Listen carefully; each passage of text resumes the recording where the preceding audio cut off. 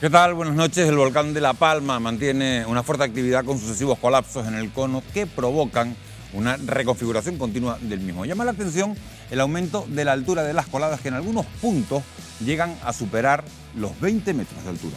Desde que comenzó a brotar la lava, los vulcanólogos, sismólogos y geólogos vigilan a diario el volcán con el objetivo de adelantar sus próximos movimientos y mejorar así la prevención de estas catástrofes en el futuro. A lo largo de esta noche intentaremos comprender qué está aportando a la ciencia esta erupción. También vamos a abordar otro asunto que afecta al conjunto del archipiélago. Mientras que Tenerife y Gran Canaria suman miles de habitantes cada año, La Palma y el resto de Islas Verdes se enfrentan al problema de la despoblación. Un asunto que vamos a tratar en un amplio reportaje. Todo eso sin olvidarnos de la última hora de esta erupción y de la situación de las coladas. Enseguida vamos a analizar cuáles son los focos más activos del volcán a esta hora de la noche. Arrancamos.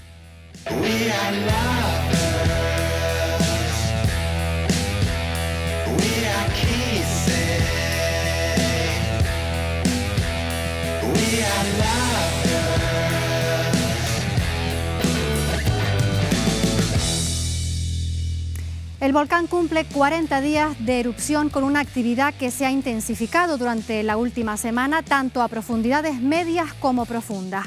A lo largo de la jornada de hoy se han producido alrededor de un centenar de sismos, el mayor de una magnitud de 3.7 y a una profundidad de 13 kilómetros. La superficie afectada por la lava alcanza ya las 911 hectáreas y el volcán está emitiendo unas 16.350 toneladas de dióxido de azufre diarias, aunque se ha observado una tendencia decreciente en los últimos 4 días. En estos momentos hay 8 bocas eruptivas que están alimentando varias coladas, aunque no todas expulsan lava al mismo tiempo. Víctor Melo, presidente de la Asociación de Volcanes de Canarias, gracias, bienvenido, gracias por estar con nosotros esta noche. De estas 8 bocas, Víctor, ¿cuáles son los focos activos? Bueno, en estos momentos las últimas imágenes que se han tomado del volcán, digamos que destacan 4 principales que están emitiendo con mayor vigor, ¿no? Cuando observamos las imágenes en televisión, el que vemos más cercano a nosotros, ¿no?, el primer plano, es ese cráter que está muy activo.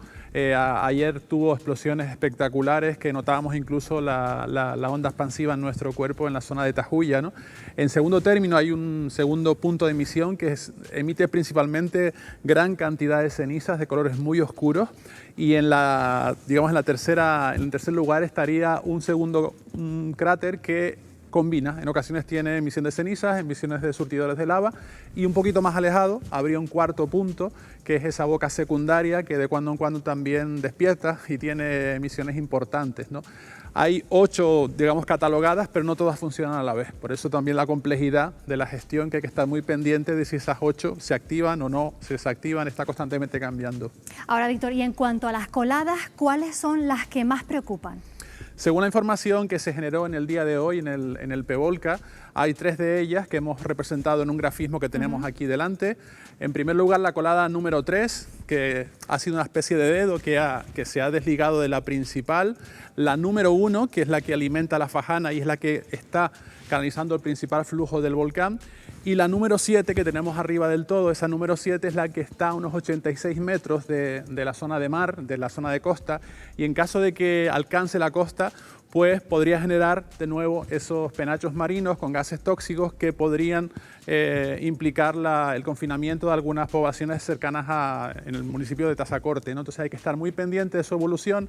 Es complejo porque digamos que hay un gran entramado de tubos volcánicos que van alimentando esas coladas y esta situación puede ir cambiando, es lo esperable, ¿no? Ahora, el pasado lunes, Víctor, se produjo otro derrumbe parcial del cono principal que provocó grandes ríos de lava. ¿Esta situación podría volver a repetirse en los próximos días?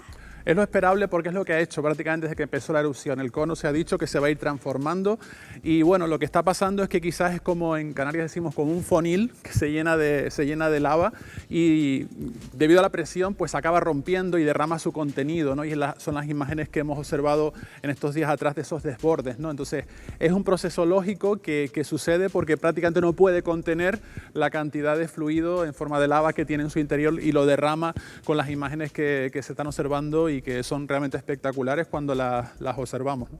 De ahí la importancia que sigamos haciendo ese seguimiento. Gracias, Víctor. Como siempre, te invito a unirte a la mesa para continuar con el programa. Gracias. Gracias, Laura. Animamos a Víctor Melo que se incorpore a la mesa que paso a presentarles ya. Nos acompaña también Verónica Pavés, periodista. Buenas noches, Verónica. Buenas noches. Gracias por acompañarnos. Roberto Poncela, gracias por acompañarnos. Geólogo, muy buenas noches. Y también Eduardo Suárez, que también repite que ya ha estado alguna vez aquí en este Fuera de Plano, sismólogo del Instituto Geográfico Nacional.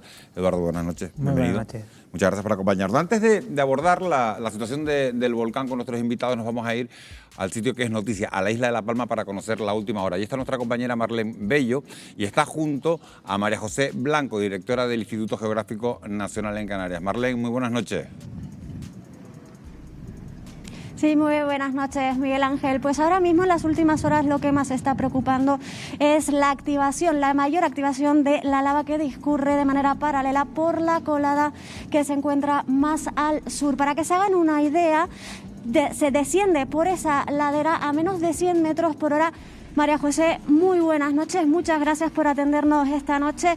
Cuéntenos, ¿va a llegar a Puerto Naos? Pues la verdad es que eso es imposible decirlo. Con la velocidad que llevas, si la mantuviera, evidentemente va a llegar, pero todo depende del aporte que tenga desde el centro emisor. Hay veces que las coladas, como la 7 creo que era, que se quedó detenida a tan solo 80 metros de la línea de costa, y por ahora sigue avanzando, se ve que tiene aporte, pero no ha llegado todavía al mar, entonces es imprevisible. ¿Se prevén nuevos confinamientos? Cuando toque el mar, por supuesto, porque es el momento en el que existe una emisión de gases que son tóxicos, y para evitar la afección a las personas, pues se ordena un confinamiento, pero que dura relativamente poco tiempo. Sabemos que los vecinos de la laguna todavía no van a poder regresar a sus casas. La lava que se encuentra allí pues está en estos momentos detenida, pero podría reactivarse. ¿Esto es así? Claro, de hecho las coladas de las que estamos hablando ahora mismo son coladas que estuvieron detenidas y que se han reactivado pasado bastantes días. Entonces considero que la decisión que han tomado los gestores de la emergencia es la adecuada, al menos desde mi humilde punto de vista. Nos ha preocupado durante todo el día de hoy también pues la calidad del aire. ¿Cómo se ve en las próximas horas y cómo está ahora y cómo ha ido evolucionando a lo largo del día? La verdad es que de la calidad del aire, que es responsabilidad del Gobierno de Canarias, no te puedo informar más allá del informe que se emite diariamente, porque no es algo de lo que yo haga un seguimiento, lo siento. ¿Se prevé un derrumbamiento del cono principal en los próximos días? No, bueno, el cono ha cambiado todos los días, o casi todos los días, de su morfología, su aspecto. Por lo tanto, no sería de extrañar que cambie en las próximas jornadas, ¿no? Ahora mismo tiene una configuración que creo que es la óptima, que está abierto en herradura hacia el oeste, con la cual las coladas discurren principalmente sobre terreno ya invadido por las coladas. Y es la situación mejor porque el daño es mínimo. Sí, se ve que el volcán va cambiando día a día prácticamente. Ayer, por ejemplo, pues en una estación muy cercana a la boca del volcán, a la boca principal, pues se encontraba una deformación de aproximadamente 10 centímetros. Esa deformación pues ha ido perdiendo a lo largo del día. ¿Esto a qué se debe, María José? Pues no existe un consenso en la explicación de este aumento de la deformación tan rápido de 10 centímetros en 24 horas solo en esa estación, pero lo que está claro es que es un fenómeno que tiene un ámbito muy local, que es muy superficial, y pudiera ser un paso de un mayor volumen de magma por debajo de la estación. Esa estación está encima del sistema que alimenta la erupción y por lo tanto esta podría ser una explicación. Ayer por la tarde sentíamos un terremoto de 4,8 a eso de las 3:30 de la tarde. A lo largo del día ha disminuido la intensidad de los terremotos. ¿Esto es normal, María José? Bueno, ha disminuido la magnitud de los terremotos. La magnitud es la energía que se libera en el foco y la intensidad es cómo los ciudadanos o las infraestructuras se ven afectadas por ese terremoto. Sí, no es raro, ha habido días que han disminuido. Lo que sí sabemos es la tendencia, y la tendencia en principio, los datos que tenemos a día de hoy, hacen son probables los terremotos que alcancen una intensidad de 6. Bueno, pues muchísimas gracias de nuevo, María José, por atendernos. Miguel Ángel, esta es la última hora aquí en la isla de La Palma. Continuamos, por supuesto, aquí al pie del volcán, contándoles las últimas actualidades. Gracias, Marlene. La verdad que buenas noches, muy completa la información. Hemos tocado todo, desde la morfología del cono que ha ido cambiando hasta ese enjambre sísmico que se mantiene plenamente activo al sur de la Cumbre Vieja, donde los terremotos se están produciendo ahora a profundidades de entre 10 y 25 kilómetros y a magnitudes en torno a 3,5. La primera pregunta va por ahí, Eduardo. Los científicos dicen que no debemos preocuparnos, que es normal y que la gente no debe asustarse, que estas magnitudes de 3,5, 4 son normales y que no debe asustarse. Pero lo cierto es que la gente se asusta. Una cosa es estar asustado y otra cosa es estar preocupado. ¿A partir de qué magnitud hay que empezar a preocuparse, aparte de asustarse? El problema, yo creo que no podemos establecer una magnitud que digamos, a partir de esta magnitud hay que correr. No. ¿Por qué? Porque, como comentaba María José, la magnitud que medimos de los terremotos y la intensidad son cosas totalmente diferentes. Cuando uno tiene un terremoto es una onda que se propaga por el medio, ¿no? Y según los medios por los que atraviese va a haber zonas que la atenúen y zonas que la amplifiquen. Por eso hay zonas, por ejemplo, que se ven más en el norte de la isla, donde el terreno es más rígido, donde tenemos unas intensidades mayores, es decir, la gente los nota más. Y uno dice, ostras, esto es un poco extraño porque los terremotos son totalmente al sur, ¿no? O sea, son en la zona de Fuencaliente. Entonces, esto puede parecer extraño y es simplemente por cómo interacciona esta onda que se va propagando por el medio. Entonces, yo creo que no decir que hay una magnitud a partir de la cual nos tenemos que preocupar es un poco arriesgado, ¿no? No es una cosa que podamos aventurar. Es verdad que, como ha comentado Itaiza en estos días, Itaiza es mi compañero... Sí, Itaiza Domínguez, que es compañero del instituto, es esperable que los terremotos puedan seguir aumentando en la magnitud porque el terreno o el material que está fracturando cada vez le cuesta más fracturarlo. O sea, cada vez le cuesta más generar estos terremotos. Entonces, podemos ver que estos terremotos pueden incrementar en magnitud y otros días que tengamos unas magnitudes más Roberto, lo ha dicho María José Blanco, la magnitud es la energía que se libera en el foco principal del movimiento sísmico, y la intensidad, es cómo lo sentimos, los ciudadanos. ¿Cómo se saca ese parámetro de que la intensidad puede llegar hasta 6? ¿Cómo se calcula? Bueno, hay una serie de escalas, entre ellas una de Mercalli, en la cual se establece en función de la energía que tú tienes, en función de las consecuencias que esa energía te va dando y las observaciones que tú vas teniendo, qué tipo de incidencia y qué tipo de interrelación tú puedes tener. O sea, a partir de qué magnitudes tú tienes, de esa magnitud la puedes correlacionar con esa intensidad, de manera de decir, yo he montado un movimiento, que pueden ser 2, 3, pero eso ¿cómo se me traduce en la vida normal? Pues bien, en la vida normal se me traduce que se me mueven los muebles, los objetos me pueden vibrar. Si esa intensidad se intensifica, esa vibración va a más, se me pueden volcar los muebles, puedo tener derrumbes de muros, derrumbes de paredes, etcétera, etcétera. Rotura de cristales, llegado el caso, y en los casos más extremos, lógicamente, prácticamente es el colapso. Y una pregunta, el dióxido de azufre, cuando estamos viendo los parámetros con los que nos hemos movido, hemos pasado de 40.000 toneladas a 7.000, de 7.000 a 10.000, de 10.000 a 15.000. ¿Con la profundidad de los movimientos sísmicos pasa igual? Es decir, puede haber terremotos a 35 kilómetros y después de repente encontrárnoslos a 5 o a 10 con esa diferencia, y de 5 a 10 volvernos a profundidades de 30. La cosa es que los terremotos a partir de 15 kilómetros... O sea, ahora mismo tenemos dos zonas que son sísmicamente activas, que la vemos principalmente en 15 kilómetros, entre 15 y 10 aproximadamente. Profundidades intermedias se llaman, ¿no? Intermedias, y después la parte profunda, que son en torno a 30 y 40. Estos pueden explicarse, lo comentaba antes, que podían ser dos posibles reservorios que se están intercomunicando y que están realimentando el sistema.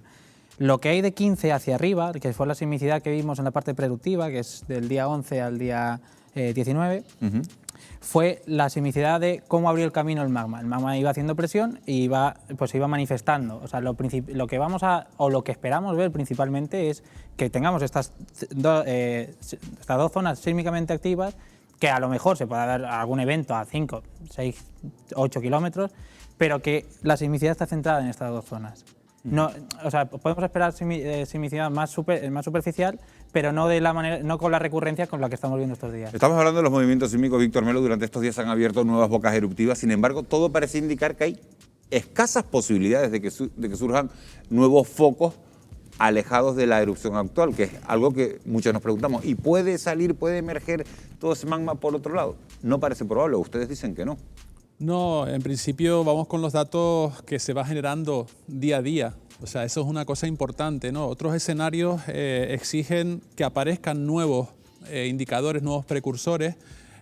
Igual que se vio cuando comenzó esta erupción, sería esperable tener nuevas deformaciones en otra parte de la isla, sería esperable que esos terremotos que mencionaba el compañero pues asciendan, sería esperable cambios un poco también en las propiedades de los gases. Harían falta, digamos. Pero no bocas eruptivas lejos, porque hemos visto 4, 5 y hasta 6 bocas eruptivas casi prácticamente alineadas y muy cercas la una de la otra. Sí, en la zona de la erupción en curso es probable porque es una ruptura, una erupción fisural que se llama, entonces pueden aparecer puntos en el entorno de la erupción actual. Pero estamos refiriéndonos a la preocupación porque surja en otro lado de la isla, ¿no? Que es la gran pregunta que nos están haciendo constantemente, ¿no? Las preguntas las hacen los periodistas. Verónica Pavés es periodista especializada en ciencia. Verónica, ¿cómo se aborda una erupción volcánica desde el punto de vista de la comunicación y de la divulgación?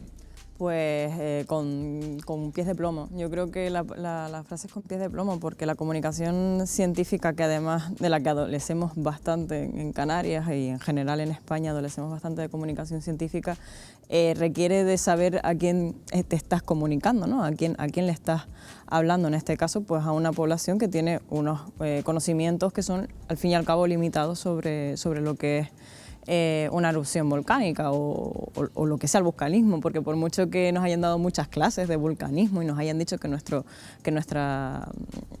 archipiélago tiene vulcanismo activo, realmente creo que ninguno nos lo llegábamos a creer del todo hasta que nos surgió esto.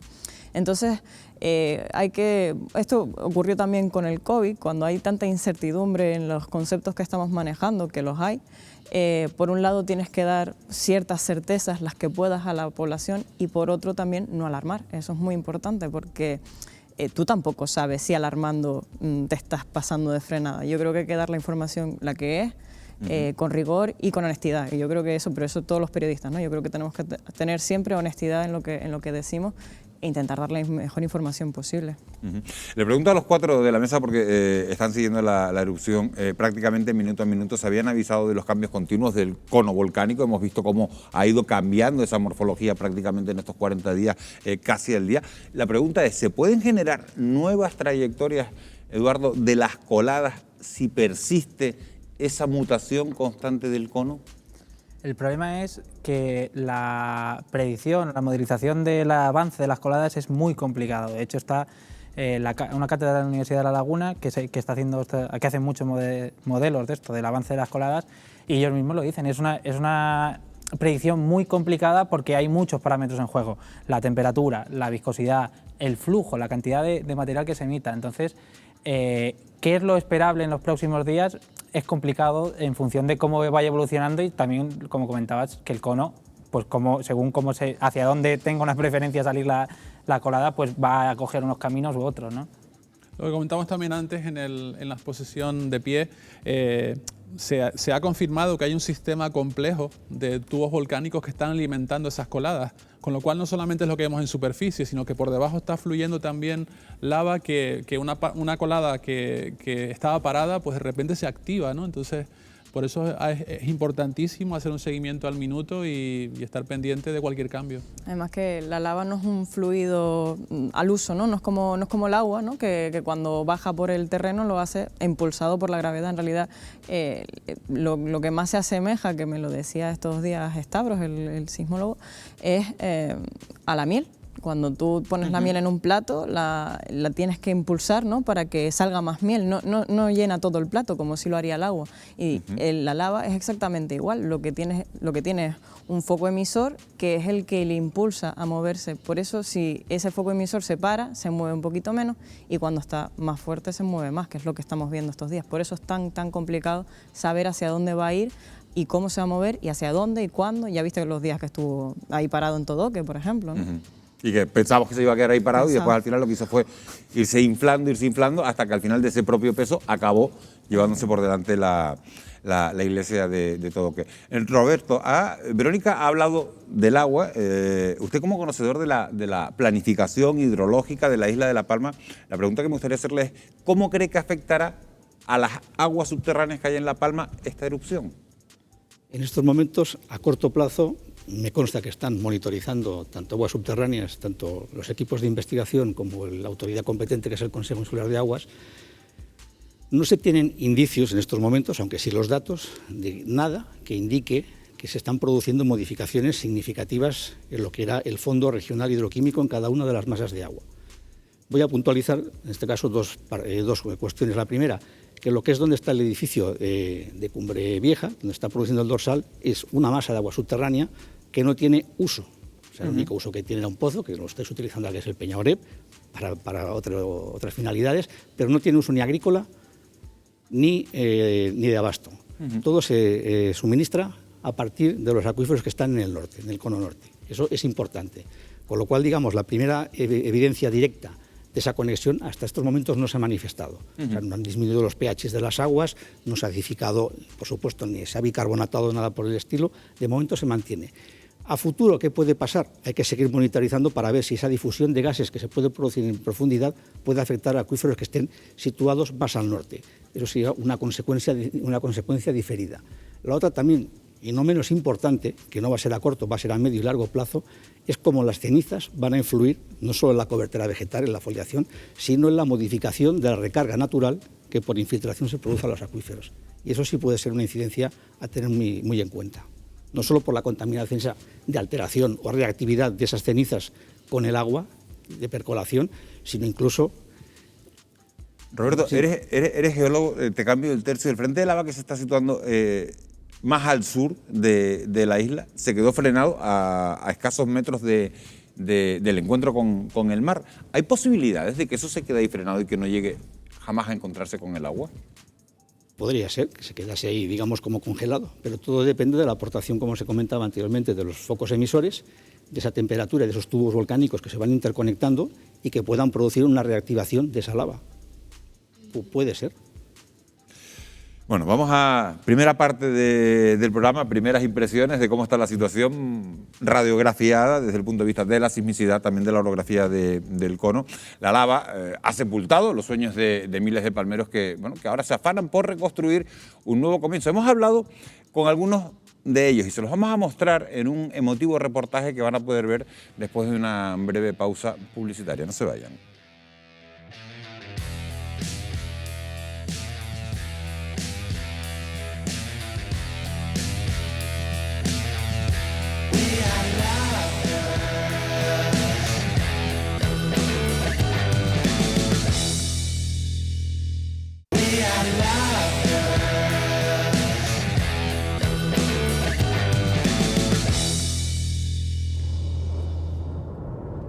Son imágenes en directo de la cámara que tiene fuera de plano colocada en Tajuya, imágenes en directo de esa erupción volcánica de Cumbre Vieja en este 40º día de la erupción volcánica que se iniciaba el pasado 19 de septiembre, 22:47. Víctor Melo sigue mostrando una actividad casi como el primer día del volcán. Sí, bueno, el día de ayer quizás eran como explosiones más marcadas, ¿no? más estrombolianas, nos recordaba bastante a las explosiones que tiene Stromboli cada 15 minutos. Ahora, pues bueno, el cráter más cercano a la imagen, en primer plano, pues parece que tiene como un soplete bastante constante, que a veces se interrumpe, a veces sale. En segundo plano, intuimos un poco, por la oscuridad de la noche no se ve bien, que sigue el aporte de cenizas bastante oscuras en ese segundo cráter. Y atrás al fondo, pues también uno que combina, como decíamos antes, actividad explosiva con... Pero bastante más hundido que ayer, ¿eh? Sí. Probablemente por ese derrumbe de la parte interior del cono. Sí, tiene una forma un poco como de embudo, como de fonil que se va rellenando, va derramando lava, ahí se ve en un lateral derramando lava también. Sigue un proceso cambiante que es lo esperable en las próximas jornadas también. Bueno, pues lo que más preocupa de esta catástrofe son sin duda las personas, y es que para miles de habitantes de la isla de La Palma la vida no va a ser igual después del paso de toda esa lava. Aunque muchos experimentan durante estos días un conjunto de emociones desbordadas, la mayoría afronta con resiliencia el futuro. Hemos hablado con algunos de ellos.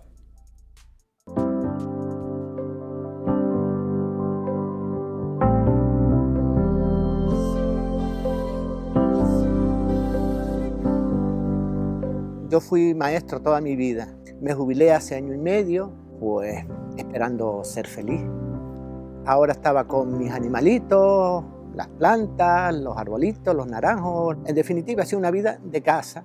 Por la mañana los cuidaba, hasta hablaba con ellos, todos tenían su nombre, todos tenían pues ese cariño. Y claro, esos animalitos quedaron. Estos ahorros que tenemos, ¿por qué no lo invertimos en un proyecto? Vamos a montar nuestro propio negocio. Conseguimos un local en Puerto Nao, perfecto que nosotros queríamos para nuestro bar cafetería. Abrimos nuestro negocio el 1 de noviembre del año 2019. En marzo del 2020 estalla a nivel mundial el COVID. Logramos salir de eso y realmente era fantástico el invierno que se nos aventuraba. No vivíamos en una gran casa, sino cómoda para 4 personas y para una perrita que tenemos. Teníamos un lugar muy especial de la casa, que era la zona de atrás, la barbacoa, donde prácticamente todos los fines de semana venía toda nuestra familia y nos encontrábamos allí. Y pues son recuerdos que ahora anhelo. Vine hace 6 años a Tenerife, estudio matemáticas. Fue difícil venir aquí porque yo estaba muy pegada a mis padres. Y los últimos recuerdos que yo tengo de mi casa fue la partida y dejamos muchísimas cosas detrás, no solo recuerdos, momentos bonitos, sino cosas personales. Se acaba de reventar por otro lado. Es el día peor de mi vida, pensando que no iba a sobrevivir a esos momentos. Había muchos temblores, la tierra crujía.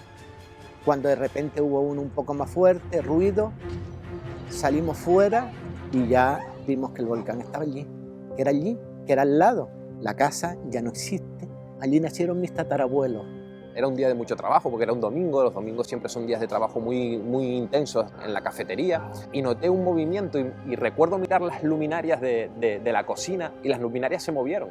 Y recuerdo salir frente a mi bar y mirar por encima de la montaña donde está metida Puerto Nao y ver la columna de humo salir. Fuimos a nuestra casa, metimos 4 prendas de ropa de aquella manera dentro de bolsas de basura, cogimos a nuestras mascotas, las fotos y nos fuimos de casa. En aquel momento nos fuimos conscientes de que nuestra vida había cambiado por completo. Miro el WhatsApp porque me empiezan a llegar un montón de mensajes en el móvil. Explotó, explotó, explotó. Y yo lo que pensaba es, ¿cómo estará mi padre? Llamo a mi padre llorando, atacado, que sí, que explotó encima de casa, ¿qué hago yo ahora? Estoy solo. Y de repente nos dice, Clara, nos están desalojando, y fue un adiós, un hasta siempre. Lo pasamos muy mal, ir a clase con lo que nos estaba pasando, sin que nadie supiera nada, porque nosotras no queríamos dar pena, no queríamos que nadie supiera pues lo que nos había pasado.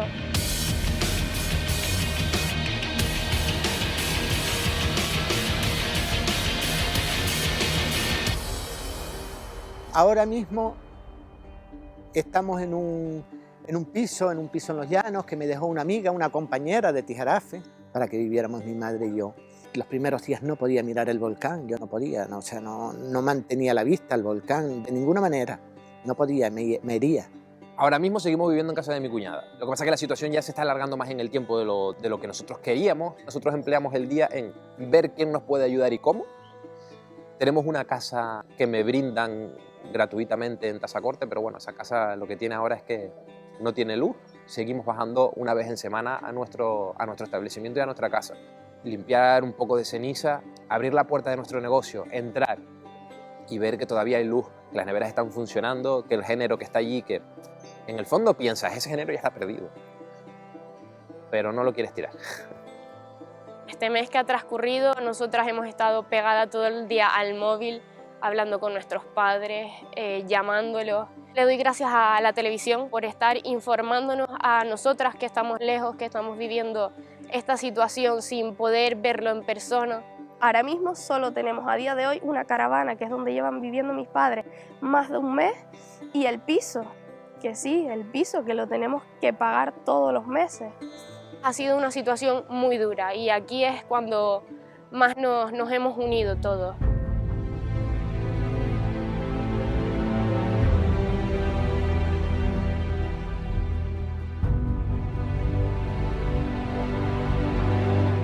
Afrontamos una nueva vida. Si antes nuestros padres eran nuestro soporte económico y anímico, pues ahora nosotras queremos ser ese soporte. Queremos acabar cuanto antes nuestros estudios y pues queremos estar con ellos para que ellos pues poco a poco entre los 4 podamos salir adelante. Quiero buscar una vivienda propia, ya no pienso volver, ni querría volver, ni nada. Ya mi madre pues está mayor y entonces querría buscar algo en los llanos. Yo no me planteo ahora mismo otra cosa que no sea salir adelante hoy, salir adelante mañana. No quiero grandes aspiraciones, solo eso, vivir. ¿Esperamos a que Puerto Naos vuelva a abrir y seguimos con nuestro proyecto adelante? En lo que no tengo confianza es en mi paciencia hasta que eso ocurra. Sabemos que si hemos podido sacar adelante nuestro negocio, nuestro bar cafetería, en plena pandemia, ese negocio rentable lo podemos hacer en cualquier otro sitio. Quiero dilatar esa decisión de irme a vivir a otro sitio todo lo que pueda. Yo este fin de semana que vino mi padre me puse con él a ver casas y lo veía con ilusión, que eso es lo que más a mí me da esa esperanza y esa positividad de volver a construirla, pero esta vez los 4 juntos. Con fuerza, apoyarnos todos y que la vida sigue. Y nosotros tenemos que seguir. Yo le doy gracias a Dios por vivir. Digo, bueno, sí, ha sido malo todo esto, pero no tan malo vivo después de ese día. Los palmeros somos, no es que seamos más fuertes que el volcán, como dice por ahí, somos tosudos, somos cabezones y donde nos metemos la cabeza, por ahí tiene que pasar el cuerpo. Y lo único que yo me pido a mí mismo muchas veces por las mañanas es tener la fuerza suficiente para aguantar, no te vayas. Hemos vivido todos los palmeros y los canarios momentos muy complicados, pero todos vamos a salir adelante. Y entre todos pues sacaremos la fuerza que tenemos dentro.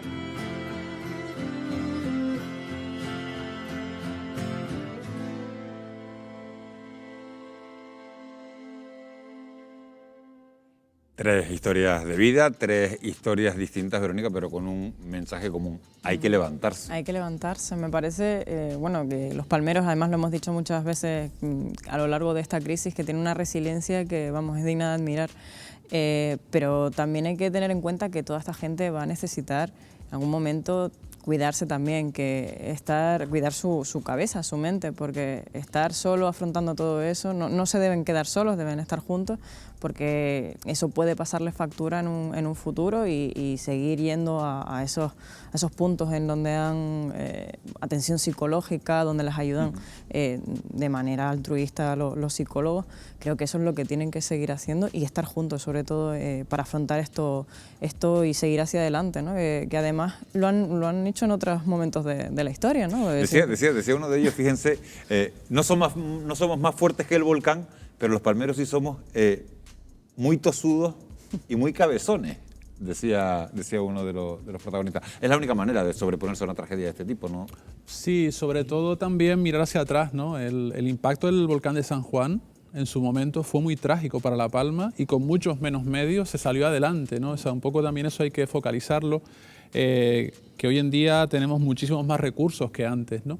Y por otro lado también a nivel psicológico ya se está enfocando en que la gente tiene que, a ver, dentro de lo posible obviamente y de sus circunstancias individuales de cada uno, no esperar a que el volcán acabe para empezar mentalmente a buscar una alternativa, ¿no? Porque ese ejercicio de cuando termine el volcán puede ser muy agotador a nivel psicológico, ¿no? El volcán hay que convivir con él ahora, dure lo que dure, y mentalmente comenzar a mover con ayuda de los que tengamos alrededor. ¿Y los científicos, Roberto, Eduardo, entienden esa frase de los primeros días no quería ni mirar el volcán? Sí, se entiende. Uno en algunos casos por miedo y otros por recurrencia, porque ya lo habían vivido con otras circunstancias. Entonces tienes el temor y la sensación de que no sabes cómo va a pasar, porque nunca sabes cómo va a evolucionar una erupción volcánica. O sea, tienes, digamos, los antecedentes y el entorno en el cual más o menos los científicos o los técnicos nos podemos manejar, que es previsible o que es probable, pero la realidad muchas veces supera, como está pasando en estos momentos, que lo que era previsible, no voy a llamarlo anómalo, pero sí lo llamaré atípico. Está resultando atípico y hay que convivir con él. Y entonces, ¿cómo se convive con ello?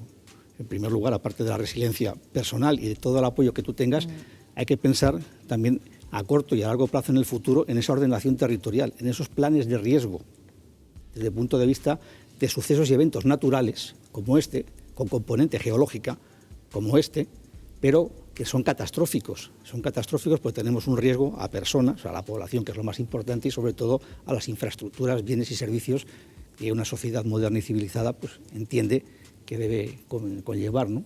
Entonces, desde ese punto de vista, yo creo que como reflexión importante, por supuesto, la resiliencia es necesaria, pero a partir de ahora todas las administraciones por supuesto, geólogos en este caso como yo, o como el colectivo que podamos representar, tenemos que ponernos a disposición para actualizar los planes de riesgo, que es fundamental, y eso es una responsabilidad municipal, no solo de las entidades superiores a nivel local. Es muy importante y sobre todo compaginar eso con la perspectiva de crecimiento que uno quiere hacer, de sostenibilidad, pero con la adecuación de la ordenación del territorio necesaria para preservar esos espacios que ahora está discutiendo si preservamos la lava, no la preservamos, la hacemos como campo de cultivo, como campo... Yo creo que habrá para todo. Se va a iniciar un debate importante sobre... Yo creo que es importante que parte de la lava sea conservada. Yo creo que todo no puede ser para agricultura, claramente. Creo que parte de la lava tiene que ser conservada y además creo que es bueno que sea conservada, porque así esto se tiene que recordar. No puede ser que llevemos 50 años desde el último volcán y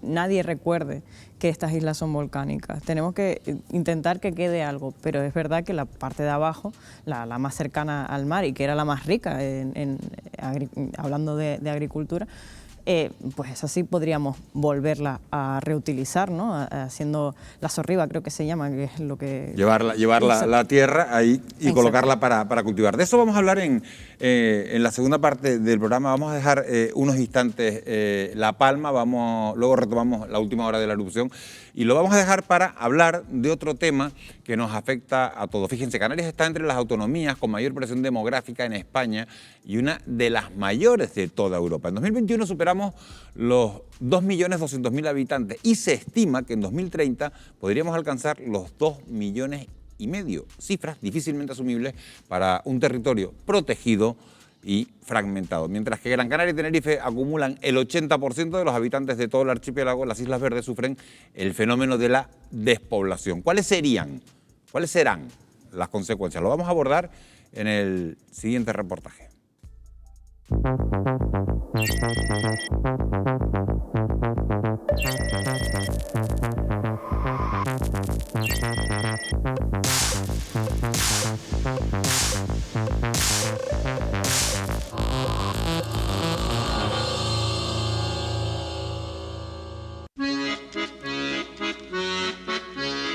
Tras Madrid y País Vasco, Canarias es la tercera comunidad con mayor densidad de población.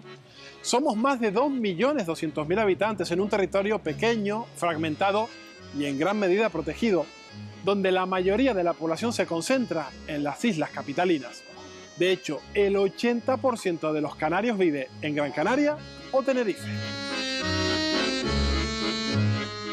Ya inicialmente las dos islas que tenían más recursos de agua, de suelo, de monte, etcétera, comenzaron a poblarse mucho más que el resto.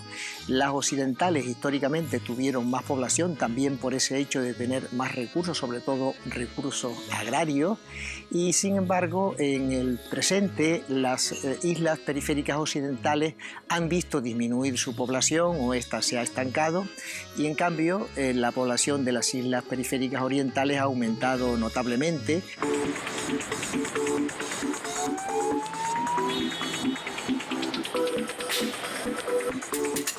Las dos capitales canarias son los municipios más poblados, en especial Las Palmas de Gran Canaria. La ciudad cuenta con más de 3.800 vecinos por kilómetro cuadrado, casi el triple que Santa Cruz de Tenerife y 40 veces más que la densidad media de España. Una gran población, una urbe importante, genera un día a día complejo. Solo en la parte baja de la ciudad todos los días entran entre 80 y 90.000 vehículos, unos 150.000 en toda la ciudad que entran por todos los accesos a la capital. Gestionar esos recursos es no solo gestionar los recursos propios de la ciudad, sino gestionar recursos para atender a una población flotante de 700.000 habitantes. Pilar, eres vecina de Las Palmas de Gran Canaria. ¿Cómo es la vida en un municipio tan poblado? El tráfico es el tráfico y el ruido del tráfico es infernal. Vives en un edificio bastante grande, imagino que prácticamente no te toparás con casi ningún vecino. ¿Cómo es la relación entre ustedes? En cada rellano hay 3 escaleras de 13 pisos. Y luego, como en el hall de entrada, que es enorme, pues sí nos encontramos mucho. Haciendo cálculos, yo siempre he pensado que vivimos aquí 540 o incluso más. Pilar, imagino que en una zona como esta lo tendrás casi todo a tu alcance. Sí, la verdad es que en ese sentido no tengo problemas. Sé que no valgo pa' ciudad, que me sacuden los coches con su prisa por llegar. En el lado contrario están los municipios rurales como Betancuria. Esta localidad, que es la que menos población tiene de Canarias, no llega ni a 7 habitantes por kilómetro cuadrado. Cultivo una rosa blanca en el jable del bachuelo, entre Tarajal y Aulaga, en una gavia que tengo, entre Tarajal y Aulaga, en una gavia que tengo. Buenos días, Laura. Hola, buenos días, gracias. En concreto en esta zona, en el Valle de Santa Inés, hay muchísima tranquilidad, hay poco ruido. Prácticamente los vecinos no nos enteramos porque son casas independientes y además separadas entre sí. Enrique, con este entorno, con este paisaje, difícilmente pensar que cambiarías a lo mejor de municipio, ¿no? No, la verdad que no, estamos muy contentos, tanto a mi familia como a mí, nos encanta vivir aquí donde vivimos. Fuerteventura, rosa de los vientos, eres la fortuna de los majoreros.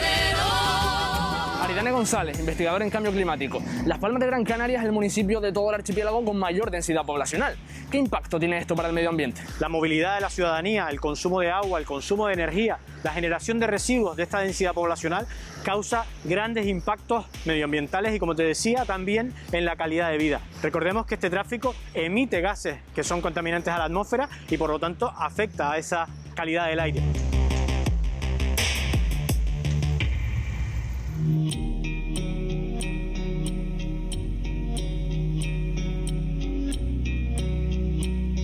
Los beneficios de vivir en el campo o en las poblaciones rurales, a nadie se le esconde que hay una parte que es la tranquilidad, la relación con la naturaleza, pero después están pues los trabajos cotidianos, los trabajos del campo, en arreglar la tierra, en regar. Todas implican habitualmente bastante movilidad.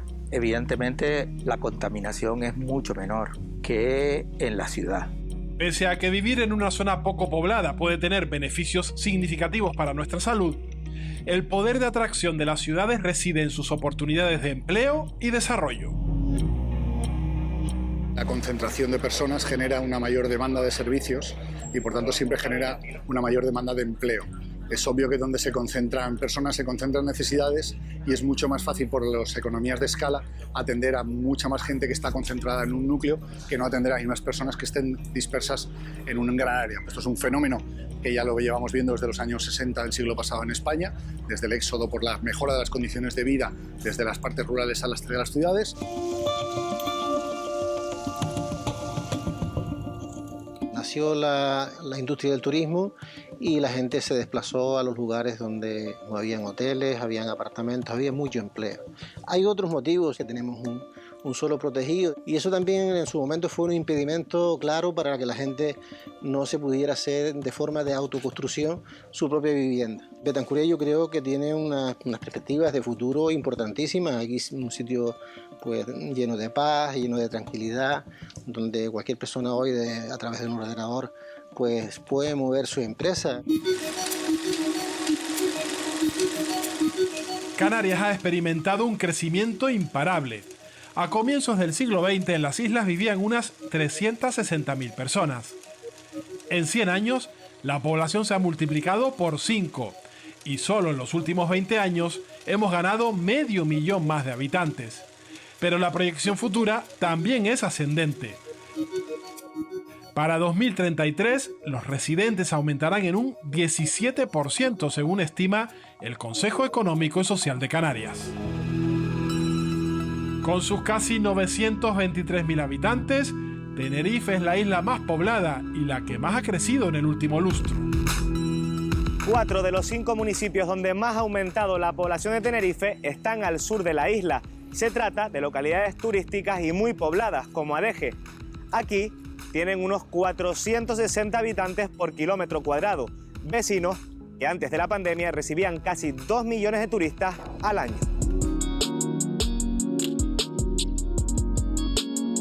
Fefa, Belén, Clio, ustedes son vecinas del municipio de Adeje. ¿Cuánto tiempo llevan viviendo aquí? Yo toda la vida.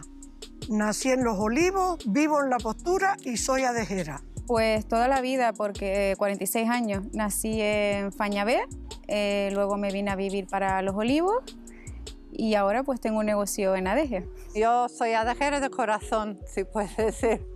Llegó a vivir aquí en el año 99, entonces estoy ya 22 años adejera, pero vengo de Dublín, de Irlanda. Fefa, ¿usted cómo ha visto la evolución de su pueblo? Demasiado grande, porque al no tener nada, o casi nada, a tenerlo todo. Tenemos mucha gente de muchos sitios. Clio, en su caso, como nos comentaba, usted es natural de República de Irlanda y decide venir a vivir a Deje. ¿Cuáles son los motivos que la llevan a asentarse en un municipio como este? Yo estaba trabajando en Radio Nacional ahí en Irlanda, pero me faltaba algo. Era un sitio donde te puedes vivir como quiere y como eres. Era algo muy especial para mí. Yo creo que el turismo le ha dado vida, ha hecho que el municipio esté más bonito, que cada persona desde su sitio pues se preocupe por aprender idioma.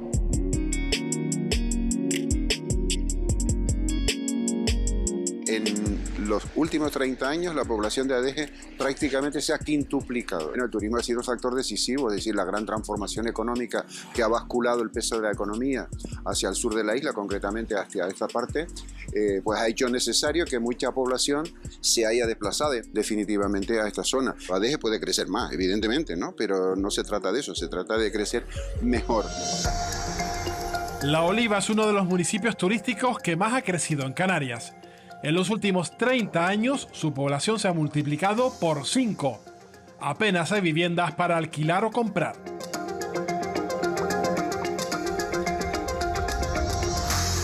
Hola, Isaí.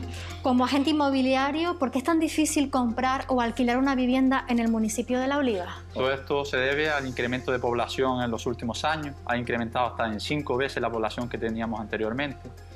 Antes dependíamos prácticamente del alojamiento hotelero y en los últimos años ha incrementado muchísimo el alojamiento de vivienda vacacional, aunque muchos de ellos también ya no la utilizan ni siquiera como segunda residencia, sino también compran varias viviendas para explotarla de forma vacacional y hacerlo como negocio. La mayoría de los compradores actuales son extranjeros, prácticamente italianos, ingleses, franceses, pues vienen con una capacidad económica mayor que el residente. ¿Y entre qué precios oscila tanto para la compra como para el alquiler? Un piso de 2 habitaciones, 60, 70 metros cuadrados, no menos de 150.000 euros. Y a la hora de alquiler, a larga temporada, pues estaría rondando los 700 euros aproximadamente. En zonas turísticas, en términos de porcentajes, sí podemos hablar de que prácticamente la compra por parte de extranjeros puede estar alrededor del 65 al 70%. Siempre han sido las islas que tienen más playas, Lanzarote, Fuerteventura, Gran Canaria, Tenerife, pero estamos viendo una incidencia importante en compra de viviendas en el resto de las islas, Gomera, Hierro y La Palma.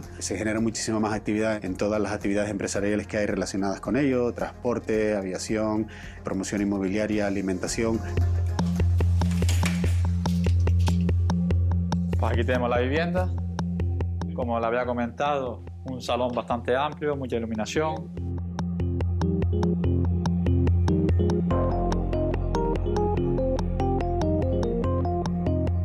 ¿Cuánto tiempo has tardado en encontrar una casa? Llevo 5 o 6 meses, no hay poca oferta, no es sencillo. Daniel, ¿por qué has elegido vivir aquí en La Oliva? Porque había las playas mejores y hay todo, hay turistas, hay la posibilidad de salir la noche. Hay muchos italianos. Estamos hablando de datos del 2019, previos a la pandemia, de unas 300.000 personas se estimaban como población flotante en las islas por parte del turismo. Obviamente, esta gente supone una tensión en los servicios sociales, ¿no? Supone una tensión en el consumo de agua, en el consumo eléctrico, supone una tensión en los servicios sanitarios, pero a su vez esta población flotante también genera ingresos porque paga impuestos indirectos, con lo cual paga indirectamente esos servicios, genera consumo y genera también demanda de viviendas para los residentes. En fin, tiene sus pros y sus contras como todo, ¿no? El viento huele fresco, huele a sal. Las marcas se quedaron en la piel, donde alma y cuerpo se unirán. En la última década, la natalidad de las islas ha caído un 30%. Actualmente, mueren más personas de las que nacen. Aún así, la población isleña sigue aumentando por la inmigración. Hola, Catherine, ¿qué tal? Hola, Nacho. Trabajas aquí como profesora en el colegio Adonai, pero tú no eres de Tenerife. ¿De dónde eres? Yo soy de Inglaterra, de Walsall. Me vino de vacaciones, conocí a mi expareja Y en los 2 años vine a vivir aquí. 40 años que vivo aquí. Ya Tenerife es mi casa, mi hogar. No volvería nunca a vivir en Inglaterra. Aquí es un lujo. Todos los ciudadanos británicos en Canarias y en España se han visto afectados de una forma u otra desde unos meses hasta ahora por el Brexit. ¿Cuál es tu postura con respecto a ese tema? Yo soy anti-Brexit y creo que han cometido un error. Estoy aquí, estoy aquí ahora. En 2020, casi 3.900 británicos se dieron de alta como residentes en Canarias. Es el país que más migración regular aportó, seguido de Italia y Venezuela. La mayoría de las personas que han venido de otros países a residir aquí lo han hecho de forma regular, normalmente de otros países europeos, por ejemplo Italia, ¿no? Latinoamérica, que es el continente que les siguen personas que vienen a vivir aquí, también lo han hecho con intención de trabajar o de buscarse un futuro diferente y lo han hecho en avión. Por tanto, la mayor parte de las personas migrantes que llegan a Canarias no proceden del continente africano. Mientras unos buscan mejorar sus vidas en Canarias, otros no ven futuro. La creación de empleo no es suficiente. Justo antes de la pandemia, en las islas se habían creado 10.000 puestos de trabajo menos que un año antes. Se ha ido creando paulatinamente empleo con respecto a meses anteriores en función de si se está realmente consiguiendo mejorar la entrada de turistas, mejorando nuestra actividad. Si queremos llegar a la normalidad, pues estamos hablando de casi 50.000 empleos que habría que crear en los próximos años. El problema del techo de empleo en Canarias viene derivado también de la población, ¿no? Y viene derivado de la inmigración y del crecimiento de los activos. Probablemente mejore nuestra situación, pero no olvidemos que antes de la pandemia estábamos en una tasa de paro del 20%. El escaso peso del sector industrial provoca que el archipiélago sea una comunidad altamente dependiente del exterior. Solo en el primer semestre de 2021, las importaciones ascendieron un 5,6% con respecto al mismo periodo del año anterior. Sobre todo maquinaria, vehículos y alimentos. Las importaciones equivalen aproximadamente en torno a 1.200 millones de euros, mientras que las exportaciones que tiene Canarias pues está en torno a 217, 220 millones de euros.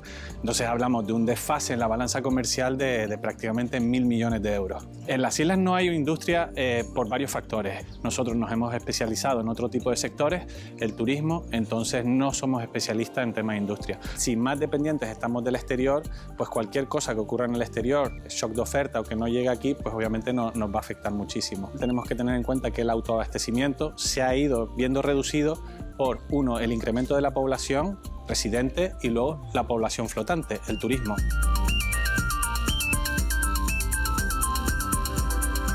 Cuantos más seamos, más recursos consumiremos. Por ejemplo, el agua.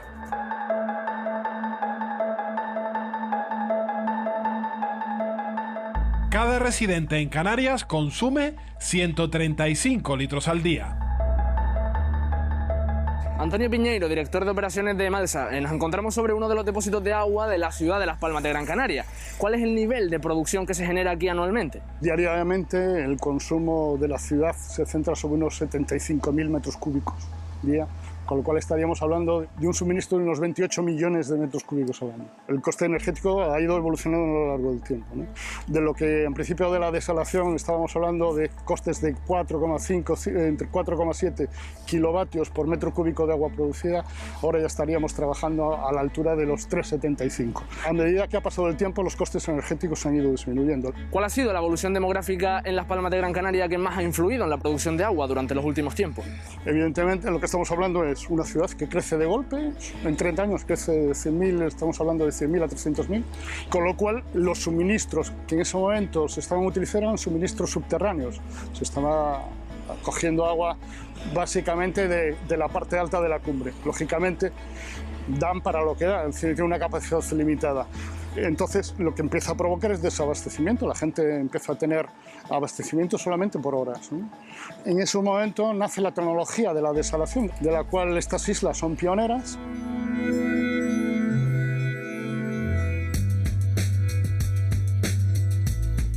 Otro de los recursos que más escasea en Canarias es el suelo. El 40% de nuestro territorio tiene algún grado de protección. Gumersindo Trujillo, arquitecto y urbanista, ¿cómo puede crecer Canarias teniendo un territorio tan protegido, tan limitado? Las circunstancias que tenemos hoy en día para el gobierno del territorio me obligan a contestar que no podemos. Estamos en situación de colapso. Canarias, el desarrollo ha venido muy recientemente, a partir de los años 70, pero en un periodo tan corto de tiempo estamos en una situación de enorme dificultad para reconducir las situaciones a las que ya hemos llegado o para gobernar las que se nos vienen encima. ¿Qué se ha hecho en otros territorios también densamente poblados, como es el caso de Canarias? La anticipación. En realidad las soluciones están sobre la mesa, se conocen, están experimentadas en todo el mundo. Lo que hay que hacer es aplicarlas. Si nosotros no tenemos barrios industriales como Barcelona que han dejado de ser industriales y los podemos reconvertir. Nosotros tenemos tejidos urbanos residenciales fundamentalmente que van a ser imposibles de remover. Julián Valladares, arquitecto que diseñó las Torres de Santa Cruz. ¿Este tipo de edificio en altura podría ser la solución para el reto poblacional y la escasez de suelo que presentan las principales ciudades de Canarias? Indudablemente. Indudablemente la edificación en altura en un territorio acotado como esto, veamos los ejemplos de Singapur y de Hong Kong, por ejemplo, donde no hay otra manera de absorber ese nivel de población si no es a base de edificios en altura, ¿no?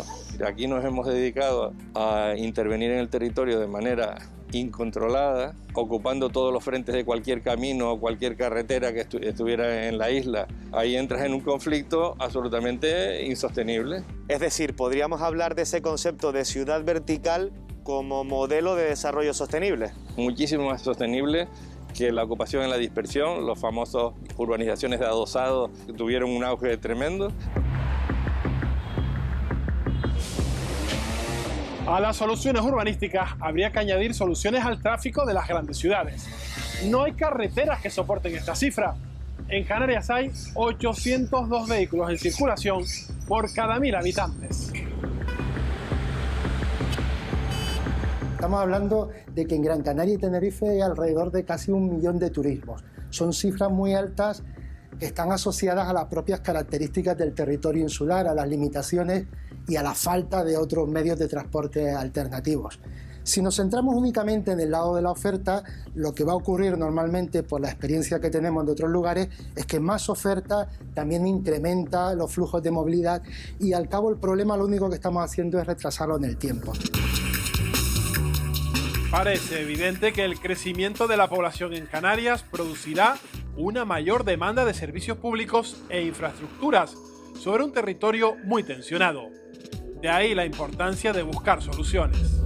Pero estas soluciones tienen que tener en cuenta la otra cara de la moneda, representada por islas que afrontan el desafío de la despoblación. Es el caso de La Palma, un territorio que contiene el aliento ante las repercusiones que este volcán podría tener sobre su continuo déficit demográfico.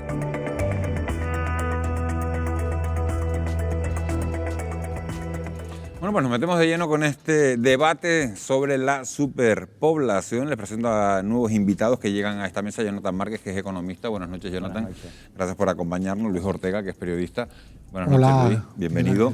Y Gustavo Pestana, que es geógrafo, que ha estado otras veces hablando de los volcanes, pero que hoy vamos a tratar, Gustavo, sobre todo este apartado de la superpoblación. Y quería empezarte preguntando lo que hemos visto en el reportaje. Canarias crece por la inmigración regular. Se ha especulado mucho con la posibilidad de establecer algunas limitaciones a la residencia, pero eso es contrario al derecho comunitario en los que respecta a ciudadanos de la Unión Europea. No obstante, sí que se barajan opciones para regular por lo menos la adquisición de segundas residencias. ¿Cómo lo ves?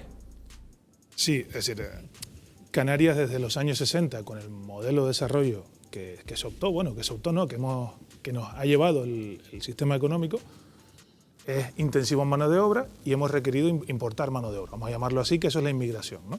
Aparte que nuestro crecimiento vegetativo ha ido disminuyendo. Y ahora mismo nos encontramos con un problema, sobre todo en ciertas partes de las islas, donde parece que está todo colapsado permanentemente y hablamos de superpoblación. Pero también ha cambiado nuestro modelo de consumo del territorio. Es decir, antes era raro el canario que hubiera estado en las 7 islas, ahora es lo normal. Antes era raro el canario que se iba al sur, de las islas, que siempre se cuenta que paraban en la autopista a echar un bocadillo y esas cosas, y hoy en día mucha gente se mueve mucho rápido. Entonces, ese cambio también del modelo de uso del territorio nos lleva a esa sensación de colapso. Y lo que tú comentas, la Unión Europea existe una peculiaridad, que sí, que se pueden mover personas, pero hay una isla, un par de islas en Grecia, no me acuerdo el nombre, si te digo la verdad, que sí establecen una cierta limitación a ciertas residencias, a cierta instalación, sobre todo de no griegos, vamos a llamarlo así. Pero en Canarias es un tema que ya ha salido en otra década, se ha hablado, y es un tema que sería interesante empezar un poco a mirarlo y a ver qué se puede hacer, sobre todo en alguna área. Jonathan, muchos expertos sostienen que no somos capaces de crecer ilimitadamente. Entre los principales problemas que esto genera de este crecimiento ilimitado está el empleo. La pregunta es clara. ¿Tiene Canarias, hoy que hemos conocido los datos de la EPA precisamente, un techo de empleo? Bueno, es cierto que la economía canaria no tiene un crecimiento ilimitado. Nuestro territorio es el que es y nuestra oferta es la que es. Pero nuestra tasa de desempleo, como bien dice, también es la que es. Si a eso unimos que la inmigración regular, que no es para nada negativo, viene también a trabajar y deja, por tanto, a la población canaria en una tasa de desempleo, precisamente por cualificación probablemente, y esto es un problema de educación y formación, que si lo hiciéramos mejor, probablemente los canarios accederíamos a esos puestos de trabajo. Por tanto, tenemos un techo de empleo. No creo que tengamos un techo de empleo, lo que sí no tenemos un crecimiento ilimitado. Luis. No sé, yo lo que pienso es que el aumento de población en Canarias no es precisamente de mano de obra cualificada, en absoluto. A lo mejor vienen y tienen una cierta preferencia por formación sobre los naturales, pero fundamentalmente la que está llegando, yo no creo que lleguen aquí muchísimos técnicos que sean de la economía digital, ni muchísimo menos. Creo que están entrando gente sin una cualificación determinada, sobre todo el grueso de población que entra de fuera. Hombre, incluso para los empleos de que generalmente se hablan de baja cualificación, necesitan cualificación. Baja cualificación no significa no existencia de cualificación. Un camarero, un peón, un albañil necesitan una cierta cualificación para ejercerlo. Y muchas veces en esta tierra que hemos sufrido un fracaso escolar muy grande y muy elevado a lo largo del tiempo, tenemos una bolsa de personas, generalmente jóvenes o ya de ciertas edades, que no tienen absolutamente ninguna. No es que tengan baja cualificación, es que no tienen. Y eso es un problema muy serio, como comentaba aquí el compañero. La tasa de desempleo, además, se da en aquellas zonas que no son tan turísticas. Lo que quiere decir que la tasa de desempleo mayor están en las zonas urbanas, en los núcleos urbanos.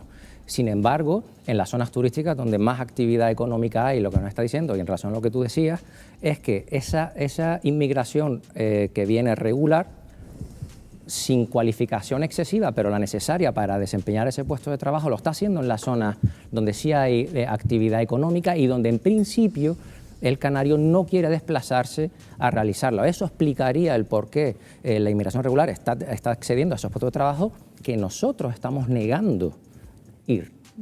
Es verdad que vivimos de un solo modelo productivo, ¿no? Que es el modelo productivo del turismo, ¿no? Y eso tiene un límite, y ya lo estamos viendo, porque tiene límites también para el propio territorio, y nos estamos encontrando que muchos de esos, de esos aparatajes turísticos que tenemos puestos en primera línea de playa ya incumplen muchas normativas europeas, que nos estamos encontrando que no vamos a poder crecer más ahí, y es muy importante que la economía canaria se diversifique, porque si no lo hace, sí que va a haber un techo yo creo que sí que puede haber un techo de empleo al fin y al cabo, porque no puede crecer más el turismo, porque es insostenible con el planeta, y al fin y al cabo ahora mismo todas las políticas económicas van a ser, o intentar ser, esperemos que sí, a favor de poder cuidar nuestro planeta también. Entonces, si no nos diversificamos ya y empezamos a implantar empresas de otro tipo, de otro calibre, que tenga, pues, no sé, tecnológicas y demás,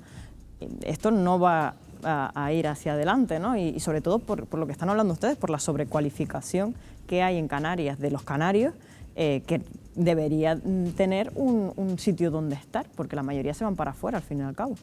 Yo creo que nuestro modelo económico es complementario a cuidar el territorio. Yo creo que la población es consciente, cada vez somos más conscientes del daño que le hacemos a nuestro territorio, Yo no creo que hay que cambiar nuestro modelo económico. Nuestro modelo económico es el que es y da de comer a muchísima gente. Diversificar, a lo mejor. Diversificar un modelo económico ni es fácil ni se tarda poco tiempo, porque además tenemos que tener en cuenta qué hacemos, dónde estamos y qué podemos ofrecer. Y todo ello estamos hablando que estamos muy lejos de cualquier continente. Quizás el africano lo tenemos más cerca, pero ni tenemos acceso a recursos naturales para ser la fábrica del mundo. Tenemos posibilidades de ser una plataforma logística. Se intenta a través de nuestros puertos y a través de la Zona Especial Canaria. El turismo, por supuesto, es nuestro motor, y la agricultura, pues, lo que podemos. Hay un dato que me llama mucho la atención. Fíjense, según datos del INE, del Instituto Nacional de Estadística, la comunidad extranjera más numerosa en Canarias es la italiana, que ha llegado a duplicarse en la última década hasta alcanzar los cerca de 60.000 residentes en este archipiélago. Los italianos ya tienen gran presencia en islas como Lanzarote y Fuerteventura, y la pregunta que me hago es ¿qué lleva a tantos ciudadanos de esta nacionalidad a establecerse en Canarias? Hombre, Italia, como todos sabemos, siempre dicen que hay 3 Italias, que está el norte, el Vaticano y el sur. Lo dicen los propios italianos. En Italia también hay zonas de alto desempleo. Y también tenemos una ventaja, también ellos saben que personas no excesivamente cualificadas tienen oportunidades en Canarias. Y se empiezan a crear redes sociales. El italiano es muy parecido al español en ese tipo de cuestiones de redes sociales. Y de nada que una pequeña comunidad empieza a triunfar, que arrastran a mucha gente. Y es lo que antes él comentaba, la mayoría de esos italianos están en los sur, en las zonas turísticas. ¿Por qué? Porque quizás están llenando huecos de empleo o nichos de empleo que los canarios o no queremos o no somos capaces de llegar a ellos. Y es por eso, y aparte la facilidad del idioma. Evidentemente, los 2 idiomas somos latinos. Especialmente en la comunidad italiana, aparte de lo que dice él, de ocupar, de realizar ese nicho laboral, también tenemos que mirar del otro punto. También viene población italiana a invertir aquí en inmuebles y a abrir negocios. Primero por cultura, somos los más parecidos en cultura, el idioma pues más o menos es similar, nuestro clima, ¿qué vamos a decir de él? Pero es que además nuestra presión fiscal es muy inferior a la italiana, es decir, también eso puede ser una de las razones. Claro, ¿no? La parte económica también tiene una parte fundamental de toma de decisión. Las Islas Verdes están sufriendo los efectos de la despoblación, un problema que se puede ver agudizado en La Palma, agudizado por los efectos del volcán. Sin embargo, nos hacemos una pregunta, ¿puede ser la reconstrucción tras esta erupción una oportunidad para atraer más población a la isla de La Palma, a las Islas Verdes? Lo vamos a abordar enseguida, a la vuelta de la publicidad, no se vayan.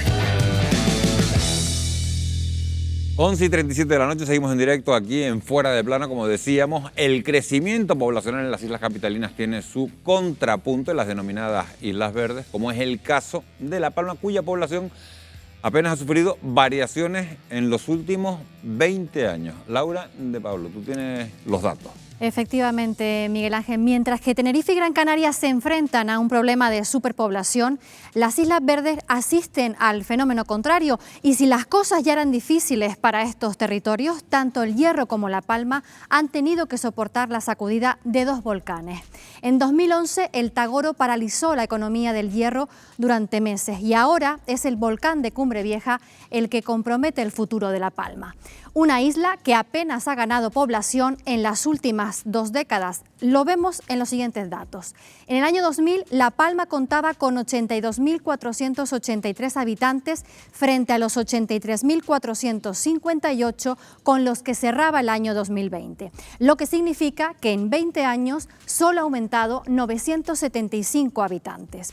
Una situación que contrasta con lo que ha sucedido en el conjunto de Canarias, ya que en los mismos años la población se ha incrementado en más de 500.000 personas. A esto hay que añadir que la población de La Palma envejece. Si a finales del año 2000 La Palma tenía 14.149 personas mayores de 65 años, ahora son 17.389. Es decir, casi un 23% más que hace 2 décadas. Además, la edad media de sus residentes roza los 45 años, cuando en el conjunto de Canarias se sitúa en los 42. Por contra, el número de niños y adolescentes palmeros entre 0 y 14 años se ha desplomado un 19,5% en 20 años.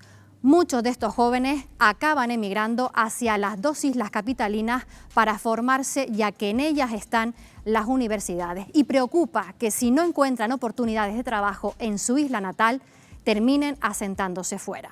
De ahí la importancia no solo de recuperar lo perdido, sino de mejorar lo presente. Pero ¿cómo hacerlo cuando el volcán ha dañado seriamente el turismo y la agricultura, poniendo en jaque la economía de La Palma? ¿Es posible aprovechar la reconstrucción para combatir la despoblación? Esto es lo que opinan algunos expertos. Pues sería necesario el conseguir incentivar a personas para que vayan a vivir a La Palma, y esto implica un cambio de tejido productivo, implica el crear nuevas actividades y de esa manera no solo evitar la despoblación, sino repoblar con savia nueva, con personas jóvenes. No tengo ninguna duda de que dentro de 10-15 años La Palma será un territorio muy cotizado. Hay medidas de índole fiscal que se pueden adoptar, como por ejemplo atraer con bonificaciones o incentivos económicos a esos nómadas digitales. Se podría incentivar al emprendimiento turístico con un paquete de medidas económicas especiales y en conjunto se podría elaborar una serie de medidas económicas para incentivar tanto a los jóvenes que estudian en La Palma para que no abandonen la isla, y luego también otra serie de medidas para atraer a esos jóvenes que en su día se fueron y que regresen a la isla. Bueno, hay algunas de las propuestas, Miguel Ángel, que podrían incentivar, sobre todo en los jóvenes, para que se queden precisamente en estas islas. Tus preguntas, porque tengo 2 palmeros a este lado de la mesa y se las voy a trasladar, Laura, directamente a los 2 palmeros Luis Ortega, al volcán, como una oportunidad de cambio para el modelo productivo de la isla de La Palma. Hombre, yo creo que sí, se habla de reconstrucción y yo creo que tendríamos que hablar un poco de reinvención. Para lograr que una isla como La Palma, El Hierro y La Gomera compensen el déficit poblacional que tienen indudablemente y equilibren un poco esta balanza desaforada que está en las islas grandes, ¿no?, y en las turísticas, las islas orientales, habría primero que ser en la política muchísimo más receptivos a las necesidades de esas islas. Después de muchísimo tiempo de establecer moratorias turísticas que no se aplicaron en las islas grandes, sale la ley de las islas verdes. Una ley que posibilitaba un poco el desarrollo de un tipo de turismo muy modulado, vinculado al modelo agrícola, en explotaciones, ocupando unas parcelas, complementando además en la economía las rentas agrarias. Eso sigue teniendo montones de pegas para desarrollarse. El exceso de protección que pesa sobre las islas verdes, que en algún momento parece que son la reserva natural de las islas grandes, ha significado que no se acometan muchas iniciativas, que no se hagan ninguna isla un campo de golf, que fue una de las alternativas clásicas del turismo en el sur y en el norte de Tenerife, en Gran Canaria y en las islas orientales. O sea, en esa situación de no inversiones, pues claro que hay un estancamiento poblacional. Y luego también... Pero ¿se puede crear, Luis, incentivos para que los jóvenes no abandonen la isla? Sí, los propios incentivos son institucionales. Por ejemplo, en un momento en que en España hay un desarrollo universitario general y en Cartagena, en Murcia hay universidad y en Cartagena también, la falta de visión y de generosidad de las 2 universidades canarias ha significado que los únicos estudios medio universitario que hay en La Palma es una escuela de enfermería que además funciona prácticamente a nivel digital. O sea, si no hay generosidad institucional es muy difícil que eso se venza. Luego, no, dime. Termina. No, que son demasiadas pegas, aparte de algo natural, ¿no?, que es que hay un sector a lo mejor un poco recalcitrante en La Palma que no fue amante en un momento concreto del turismo, que no se invirtió. Hay un modelo económico que llevamos manteniendo durante no ya el tiempo del platanero, que empezó en 1906, sino lo tenemos de 5 siglos. Hemos apostado exclusivamente por un monocultivo y ahora, en un momento de reinvención, todavía se piensa que el modelo único de La Palma va a ser el plátano. El presidente del gobierno decía esta semana, se lo pregunto a Gustavo Pestana, el presidente del gobierno decía que aseguraba que el suelo invadido por la lava no será protegido y que se va a poder dedicar a uso agrícola. ¿Eso es una buena noticia para la economía palmera? Entiendo que sí, ¿no? Vamos a ver, La Palma, como Canarias no es homogénea, La Palma tampoco es homogénea. El arco norte de la isla es probablemente el espacio más rural de Canarias, es decir, porque en el fondo hablamos de España vaciada, pero tenemos que hablar de España rural, y Canarias y nuestras Islas Verdes son la parte rural del archipiélago. Donde ha aparecido el volcán, curiosamente, es en el área de mayor actividad económica de la isla, pero no solo agrícola, también turística. Hay un mantra extendido que la isla principalmente vive de la agricultura. No es correcto, la isla tiene mucho turismo, tiene medio... 50%, ¿no? No, es menos, la actividad agraria no llega al 10%. En el peso en el valor añadido bruto, que los economistas eso lo saben muy bien, y el turismo tiene más. Y es más, el Valle de Aridanes es lo que vulgarmente decimos los palmeros, el pulmón de la isla, es el motor. Entonces, este volcán es una puñalada, ese motor, vamos a llamarlo así. Y lo que sí puede provocar, si no lo hacemos bien, yo quiero ya quiero verla colada como un lienzo en blanco para intentar hacer cosas bien. Evidentemente nada va a volver a ser igual. Parecido pueda, pero igual no. Y tiene que ser diferente porque la generación que crió aquello es otra que esta. Bueno, siempre se ha dicho que toda crisis abre puertas a las oportunidades. Estoy de acuerdo contigo, nada va a ser igual. Pero eso no quiere decir que no podamos buscar la prosperidad en La Palma. A mí todas las ideas, todo lo que sea atraer y retener conocimiento y capital y actividad económica, todas esas acciones son bienvenidas y todas hay que ponerlas encima de la mesa. Decía el presidente que no va a ser un terreno protegido, fantástico. Es decir, es el momento ahora sí de que La Palma, por lo menos en esa zona, tendrá que reinventarse o buscar otras alternativas, pero lo que no podemos hacer es quedarnos parados en esta zona. Pero se puede crear también, por ejemplo, La Palma podría ser, se me ocurre, un referente internacional para la investigación en el ámbito de la vulcanología y... Naturalmente, pero eso se tiene que hacer en colaboración. Y que eso con repercuta las en la creación de puestos de trabajo altamente cualificados, Claro, que era un poco lo que estábamos hablando antes, Verónica. Es como un poco lo que ha hecho el Instituto de Astrofísica de Canarias, ¿no? Con el observatorio. Bueno, sí se podría intentar, además no solo vulcanológicamente hablando, sino también pues biológicamente, pues oceanográfica. Se pueden abarcar muchos campos de la ciencia que podrían ser un revulsivo para estudiar, pero claro, ¿durante cuánto tiempo les va a durar eso? No es un método, un modelo económico. Los astrofísicos en La Palma, y parece que están allí, pero los investigadores suelen estar en Tenerife. Solo hace poco tiempo, hace 4 o 5 años, sí se ha planteado empezar a generar allí. Entonces, lo importante no es solo decir que se va a generar y luego los centros estén en las 2 islas centrales, sino tenemos que generar también algo allí, que es lo que comentaba aquí el compañero. No, completamente. El ejemplo que ha puesto Gustavo es absolutamente real. Cuando se crea el Observatorio Astrofísico de La Palma, se plantea que el Instituto de Astrofísica de Canarias esté en La Laguna, vinculado a las universidades. Esto ya en el siglo de las comunicaciones, en el momento que no hay distancia. Seguimos viviendo, nos guste o no nos guste, un centralismo capitalino que se nota en esas historias. Se nota en la avaricia, la codicia de las entidades universitarias de no proyectarse hacia el resto de las islas. ¿Cómo en Lanzarote no hay estudios universitarios con la población que tiene por encima de los 100 y pico mil habitantes? ¿Y cómo en La Palma, con esos 80, pero con un alto grado de gente que estudia más los estudios superiores, no tienen tampoco eso primado, con colegios mayores, con lo que sea, con una habilitación? Son muchísimas cosas que han frenado el desarrollo. Algunas son endémicas y hay que asumir las enfermedades familiares como algo propio, pero otras son un poco añadidas y son de un sistema político que en un momento concreto, como es la democracia, debería también dar un giro y reinventarse y mirar el territorio canario como un todo, que hasta ahora no lo ha hecho así. ¿Y confías, Luis, que el volcán dé ese giro y cambie las cosas? Yo quiero que el volcán, porque tantos disgustos ha traído, tanto daño ha hecho. Gustavo hablaba del pulmón económico de La Palma, que es el Valle de Aridanes, seguro. O sea, cuando tosen en los llanos, toda la isla está constipada. Entonces, en esa situación, yo pienso que es la oportunidad de reinventarnos, y hay que reinventarnos con todas las bases económicas y sociales que tiene La Palma, analizando en profundidad el sector primario, analizando que no es una alternativa al plátano, a lo mejor el aguacate que se produce ya en todos lados y que además necesita mucha agua. Y aunque La Palma tiene reservas, pues bueno, no podemos jugar con un elemento que es capital en el desarrollo y que va a ser importantísimo en la estrategia mundial, ya lo está haciendo desde ahora.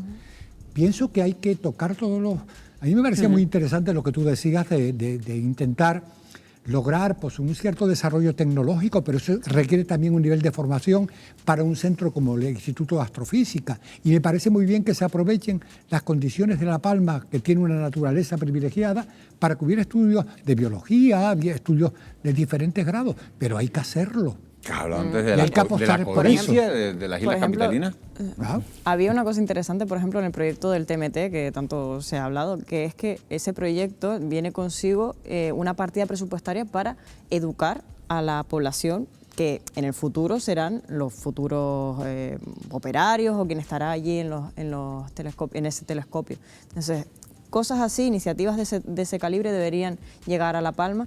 No solo, pues si te vas a implantar aquí, una empresa que se vaya a implantar, pues también que des formación a las personas que estén allí, a los desempleados, a los que no tengan suficiente formación, que sean las empresas quien lo haga, pero claro, también necesitamos ese tejido productivo empresarial que no existe, ¿no? Estamos hablando de La Palma, enseguida nos vamos a ir a unos instantes a publicidad y a la vuelta de publicidad vamos a ir en directo nuevamente hasta La Palma para conocer lógicamente la última hora de la erupción y les vamos a presentar además cómo trabaja a pie de campo la unidad militar de emergencia, sus tareas, sus herramientas, su equipo de trabajo, todo ello tras una mínima pausa publicitaria. No se vaya.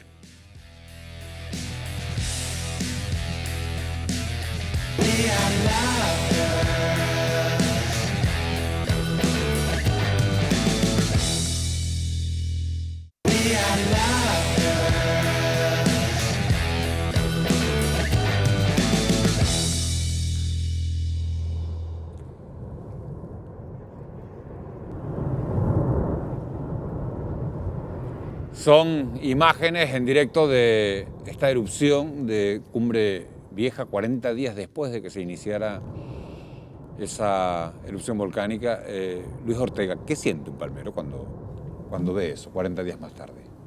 Siente una cierta desesperanza, contemplando además, pues son unas imágenes que son realmente fascinantes, ¿no? Pero siente desesperanza porque además estamos mal acostumbrados por un volcán dentro de lo que cabe correcto y educado como fue el Teneguía y moderado en el tiempo. Estamos acostumbrados a ver unos fenómenos naturales de muy pocas lluvias, de muy pocas catástrofes. No estamos preparados para un hecho de esta naturaleza. Y luego, sobre todo, el hecho de no contar con víctimas, que es un consuelo, no nos alivia del todo ante los daños económicos y materiales que está sufriendo, ante el drama moral de 7.000 evacuados, de un pueblo de este siglo hecho por la clase media destruido, del paraíso que era un lugar encantador desaparecido, de la amenaza sobre la laguna, de la amenaza sobre Tazacorte y Puerto Nao, de no saber, o sea, la incertidumbre esa no tiene precio, no hay modo de pagarla. Bueno, todo eso es la parte negativa. Y si hay algo positivo, lo único positivo, Luis, de todo esto es que este volcán está aportando una cantidad ingente de información a los científicos. La erupción representa una oportunidad única para estudiar estos procesos y preverlos mejor en el futuro. Una labor que se realiza gracias, entre otros, al trabajo de la Unidad Militar de Emergencia, que no solo está analizando la calidad del aire en la isla de La Palma, sino que también está recogiendo material lábico en la propia colada. Marlene Bello, buenas noches de nuevo. Sí, efectivamente, muy buenas noches. Los científicos aquí en la isla de La Palma no solamente están analizando la calidad del aire, sino que también recogen muestras para determinar, entre otras cuestiones, cuándo acabará el volcán de Cumbre Vieja. Para ello se apoyan en la UME y justamente estoy junto a Pedro Javier Justicia, teniente de la UME. Muy buenas noches. Hola, muy buenas noches. Cuéntenos cuál es la labor que están desarrollando aquí. Pues la Unidad Militar de Emergencia, como otras organizaciones que están participando en la erupción volcánica, ha venido a sumar. En este caso, nosotros desarrollamos tareas como hacer el seguimiento de las coladas durante las 24 horas, un seguimiento en tiempo real con nuestro personal. También ayudamos al personal que ha sido desalojado de su vivienda a retirar durante ciertos periodos de tiempo que se habilitan sus enseres. Marcamos la toxicidad del aire para prevenir que la población se vea afectada por la contaminación que emite el volcán, y acompañamos a personal que el puesto de mando avanzado nos solicita dentro de la zona de exclusión para realizar las tareas que se marquen. Ustedes se acercan mucho a la lava, recogen esas muestras. ¿Qué material necesitan para poder hacerlo pues con seguridad? En este caso la OME cuenta con unos trajes, tiene unas capacidades especiales para realizar esas labores. Son unos trajes plateados que si ustedes, que todo el mundo habrá visto por las redes sociales, que llaman mucho la atención, y por hablar de sus características, es un uniforme que pesa aproximadamente unos 10-12 kilos, permite una operabilidad hábil dentro de las condiciones desfavorables que se producen en esa zona debido a las temperaturas que se generan, y soporta una temperatura máxima de unos 1200 grados. ¿Cuántos minutos o cuánto tiempo puede estar un agente dentro de un traje de estas características? Realmente este traje no tiene un tiempo estipulado de uso, sino que depende de la carga térmica que soporte el individuo que está operando, porque al operar en una temperatura tan elevada puede ser que empiece a encontrarse mal o que empiece a soportar mucho calor dentro y tenga que salir de la zona de trabajo. Teniente, ¿y cómo es la operativa en esas circunstancias? Pues normalmente se opera en equipo de tres especialistas. Uno de ellos es el observador, que en todo momento está monitorizando la situación alrededor por si hay alguna amenaza o algún peligro. Otro va con una cámara térmica, pues regulando por dónde se está trabajando para ir verificando la temperatura a la que se está operando. Y el tercero es el que en sí extrae la muestra o lo que se necesite de la zona de trabajo. Muchísimas gracias, teniente. Pues gracias, ya sabemos un poquito más sobre la labor de la UME en la Isla Bonita y también, gracias a ellos, cómo evoluciona el volcán de Cumbre Vieja. Buenas noches. Una labor fundamental, la de la UME. Como vemos, la aportación de este volcán a la ciencia se incrementa día a día. De hecho, esta erupción está logrando reescribir los modelos científicos. Vamos a abordar precisamente este tema con uno de nuestros invitados de esta noche, Roberto Poncelo, gracias. Buenas noches. Roberto, una de las cosas que nos ha enseñado esta erupción es precisamente a los científicos que no sigue un modelo establecido claramente de emplazamiento, erupción y apagado. Se ha ido confundiendo, mezclando esta dinámica, ¿no es así? Sí, efectivamente, ya existe un consenso científico en ese aspecto, y lo que nosotros preveíamos inicialmente de un tipo stromboliano, como se ha visto en las imágenes, fisural, con varias bocas, que tenía previsto unas columnas eruptivas entre orden de 2-3 kilómetros posiblemente, pues eso se ha visto alterado en columnas de alturas superiores a esos 4 kilómetros, incluso 5 o 6, con unas fases bastante explosivas, en las cuales lo que tenía que ser lava muy fluida ha resultado ser una lava más viscosa, en primer lugar. Rápidamente ha vuelto a pasar a otras etapas de tipo más hawaiano, que son esas que tienen esas lavas que hemos visto que corren, circulan muy fluidas, que lo que han hecho también es formar y agrandar tubos volcánicos que previamente se habían iniciado en las fases anteriores y que han supuesto ese aporte de magma que provenía de los reservorios y que han dado lugar a esa expansión de esas columnas, algunas de las cuales han llegado al mar y otras de las cuales en estos momentos se está viendo si van a llegar o no, pero que previsible algunas de ellas se puedan reactivar. Precisamente estas fases simultáneas, estrombolianas y hawaianas, tampoco encajan en los modelos tradicionales de una erupción, que también estamos viendo en este caso en La Palma. No, en este caso se estaban barajando ya, los científicos empezaron con una posibilidad que era que no solo fuese una línea fisural, sino que fuese un reservorio magmático con uno o más conductos principales, o bien 2 o más reservorios probablemente a distintas alturas con sus conductos principales que puedan estar interconectados o no, y dependiendo del tipo de funcionamiento, cada uno de ellos tendría una composición, no siempre un reservorio tiene que ser homogéneo, y la presión y contenido de gases funcionase un sistema u otro. Sería una especie como un bypass que en algún momento, tengo un pulso, se reactiva uno y vemos una fase más explosiva, y en otros momentos tengo un pulso más suave y tengo una fase menos estromboliana o más aporte de lava. también el material lábico. Roberto, su cantidad, sus características también se están viendo y convirtiendo en una fuente de estudios para ustedes los científicos. ¿Han visto alguna diferencia de este material lábico en el volcán de La Palma a otras erupciones recientes? ¿Hay diferencias? En estos momentos lo que es la cantidad, sí, se ha demostrado que es la que tiene el mayor volumen de emisión tanto terrestre como marina en estos momentos. En cuanto a nivel composicional de gases, probablemente también se superen los límites hasta ahora, si bien ahora tenemos medidas directas y antes no las teníamos, por ejemplo la del Teneguía. Y en cuanto a la composición, lo que se preveía fundamentalmente que era de tipo basanítico o basáltico, también se ha demostrado que es tefrítico. También han habido coladas tefríticas en el caso de La Palma. Entonces, digamos, los tipos petrográficos que puedan surgir de la evolución de este magma sí nos van a aportar posiblemente más información de la que teníamos hasta ahora, no solo en el espacio, sino en el tiempo, lo que esta evolución eruptiva va a tener en conjunto para el volcanismo de La Palma. Roberto Ponsala, muchísimas gracias. Le invito a que regrese a la mesa para continuar con el debate. Muy amable. Miguel Ángel, ahí vemos cómo este volcán nos está enseñando muchas cosas también. Claro, esa es la pregunta que le voy a trasladar tanto a Verónica como a Víctor como a Eduardo. Todas estas novedades, todo este campo de estudio y todo el conocimiento que se está adquiriendo en La Palma, ¿va a permitir mejorar la vigilancia y la prevención, Eduardo, de estos fenómenos y de su desarrollo en el futuro? Por supuesto. La única erupción de la que tenemos datos en Canarias, datos digitales, es la erupción del Hierro. Es verdad que en el 71 había unos geófonos instalados por la Marina Americana, pero más allá de lo que era esa instrumentación y la que se puso después, pues no había. Es la primera erupción que tenemos subaérea, monitorizada completamente con una red muy densa por parte del Instituto y por parte de otros órganos investigadores. Entonces, de esta erupción vamos a sacar un montón de datos para poder mejorar nuestros sistemas de prevención, nuestros sistemas de monitorización y saber cómo pueden ser las erupciones en el futuro en Canarias gracias a todo esto que estamos extrayendo, ¿no?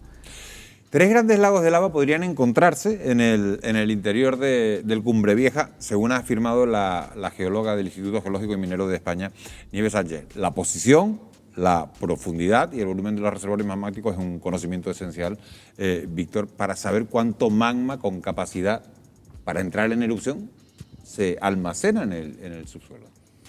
Pero ojo, porque ya hemos visto previo a la erupción que los números a la hora de hacer predicciones no han sido muy acertados, ¿no? Entonces hay que tener mucha cautela acerca del volumen acumulado, porque a día de hoy la volcanología es complejo saber realmente el volumen de magma que hay acumulado debajo, ¿no?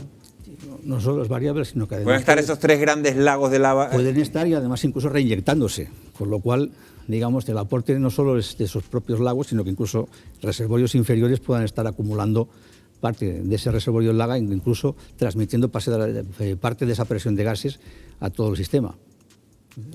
Aquí el problema que tenemos es que no sabemos lo que hay debajo de la Tierra, ¿no? No lo hemos sabido en ningún momento.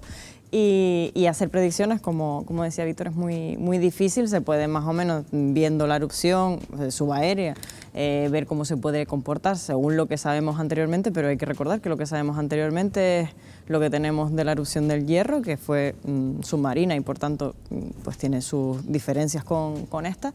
Y por otro lado, pues crónicas, sobre todo crónicas, ¿no? De cómo lo vivían los ciudadanos en aquella época. Entonces, es verdad que tenemos una información muy sesgada, sobre todo del vulcanismo histórico y bueno, lo que tenemos de los que han sido en el siglo XX, pues puede ser algo mejor, pero está claro que este volcán va a ser un revulsivo para la ciencia aquí en Canarias, sobre todo para saber lo que tenemos ahí, que creo que nunca hemos sido suficientemente conscientes porque tampoco lo hemos medido demasiado bien. Se está diciendo que el volcán de La Palma es ahora mismo el volcán más monitorizado de todo el mundo. Estos lagos subterráneos, Roberto, estos lagos subterráneos de magma también ejercen un fuerte control sobre la explosión de la erupción, ya que tienen diferentes composiciones, contenidos de...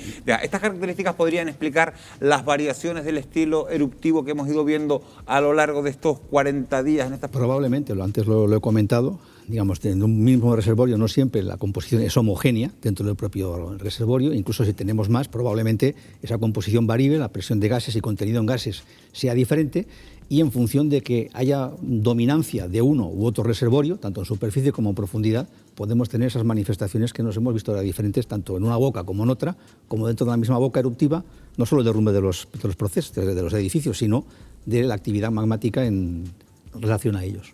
y también hay un grado de complejidad que es la capacidad que tiene de nuclear burbujas que le permitan tener esta actividad estromboliana, ¿no? Al final tiene esta actividad estromboliana por la liberación de gases, y la capacidad que tenga de nuclear esas burbujas y dar esta explosividad, aparte de la propia composición, es el conducto que favorezca pues tener una actividad más hawaiana, una actividad más estromboliana, que va a depender de muchos parámetros. Al final el vulcanismo o la vulcanología es una ciencia que trabaja con sistemas de un alto grado de complejidad. Entonces nosotros lo que hacemos es intentar disminuir estos grados de complejidad con diferentes técnicas, minimizando esta incertidumbre, pero como siempre, al tener un sistema complejo y tú reducirlo a unos grados de simplicidad, reducir los grados de complejidad, se te quedan muchas cosas por el camino que después dices, ay, pero esto no me cuadra de todo en el modelo, o esto que estamos viendo es nuevo o no es esperado. Que por ahora todo lo que estamos viendo en general